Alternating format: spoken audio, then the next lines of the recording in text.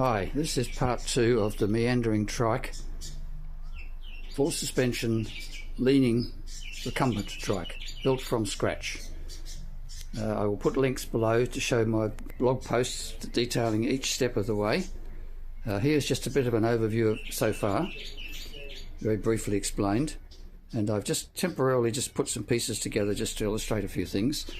That is a 50 by 50 millimeter square aluminium tube, which is the backbone of the trike, and that mechanism in the middle there, this here is the framework for the front suspension and also for the tilting.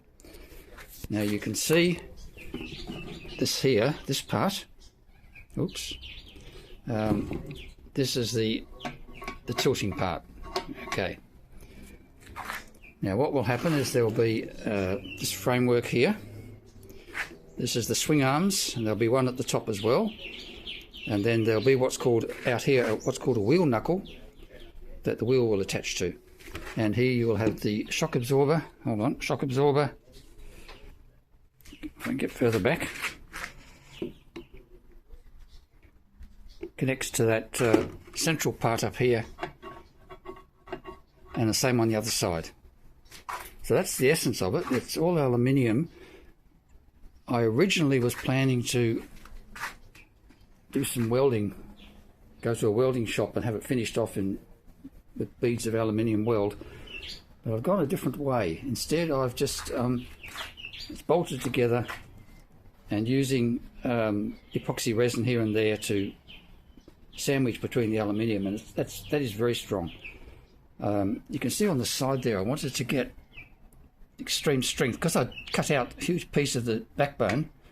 I had to strengthen it again, so that's sandwiched aluminium with epoxy, and that makes that very strong. So hopefully the whole thing has been restored to the original strength.